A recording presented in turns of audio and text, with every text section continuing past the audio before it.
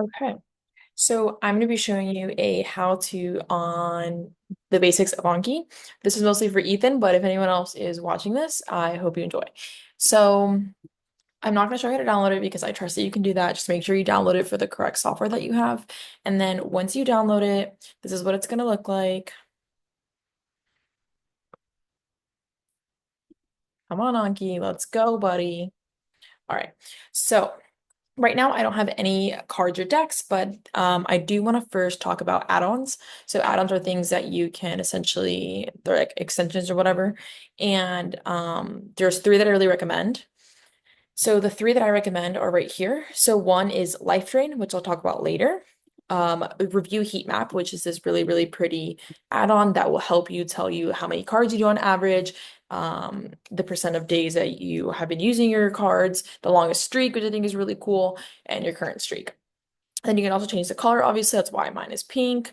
And so the other one that I really recommend is Anki or Quizlet to Anki because you can just take the URL of a Quizlet and paste it onto the add-on, and then boom, like it will go straight into an Anki deck. So to add an add-on, you're going to open your Anki, go to Tools, click Add-on, and these are all the ones that I have, which I recommend all of them. But the way that you add it, you can either search it up on like Google first or just search it up from here. But really the important thing is this first part is going to explain like how it works. And you're just going to copy and paste this code and click get add-on and then just paste the code. I'm not going to do it just because I've already have it. I don't want to mess it up. But once you click OK, it's just going to ask you to close off the app and restart it. And you can also click browse add-ons for like all of them. The another thing I recommend doing is like top add-ons for medical school, which is I think how I got all the ones that I have here. Anki Remote obviously is also really helpful if you have a remote. But yeah, so those are really cool. Add-ons are super helpful. So yeah, so once you have all your add-ons, you're chilling. So let's see how we can add like a new deck. So you're going to click to add when you don't have like a deck, and you're going to click your default. And this is where you're going to name your deck. So let's say we're like doing biochemistry, you can just click add, and then boom, you have your deck for biochem. Now let's say you want to add like a sub deck, then you can click, you can just write biochem exam 1 and then add that. And then right now you'll see like right now it's as two different decks, but you just drag and drop into it and then boom, it's like a sub deck now. And you can do that as many times as you want. And so let's just add a card. So we add a card. So if when you do this like for the very first time, it's going to show as basic, which is just like a flashcard where you have front and back. And that's super, super good for like a question that's like, what is this? But I think something even better is this thing called close, which I recently learned about. And basically, if I'm going to learn the fact that, my name is Melissa, you want to, let's say I am a senior as well, right? Like that is the fact that I have to learn. You can just type it, right? And then you're gonna highlight it and click this button here, and that's gonna make a close, okay? And you have two options. You either, so like let's say you wanna have the card have both of these blanks, then you're gonna do this. Okay, the other button, which means like count it as that one, okay?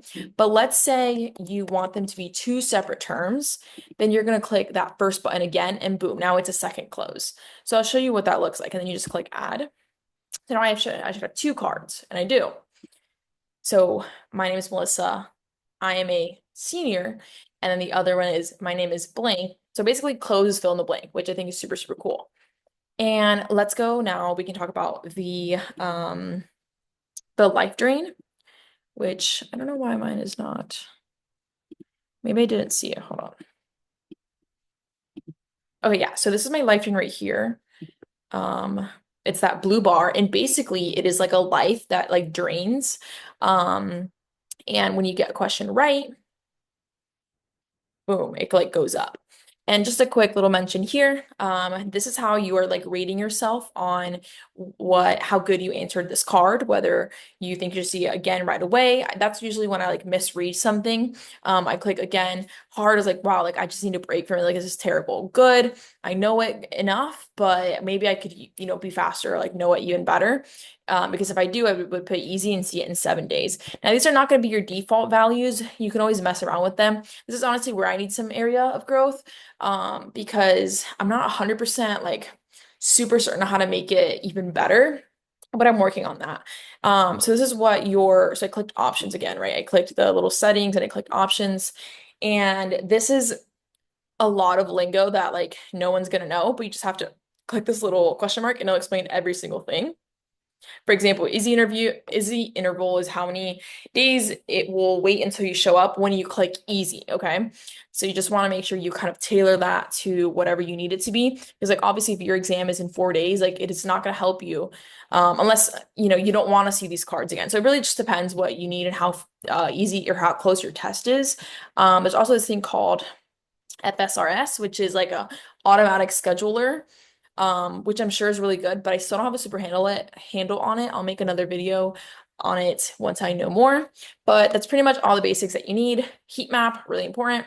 Again, if you want to do like an import from Quizlet, it's just going to be your tools, input from Quizlet, paste that URL. Sometimes you have to click skip errors, just check that. Even though it doesn't make an error, just click skip errors, click import deck, and you should be good to go. Super, super helpful in my opinion when someone like doesn't have Anki and they just make a Quizlet deck instead. But yeah, that's pretty much it. Definitely get a Anki remote. Definitely recommend. But that is all. Let me know if anything else I can do for you. Bye. Well, I don't know how to stop recording, so we're gonna just.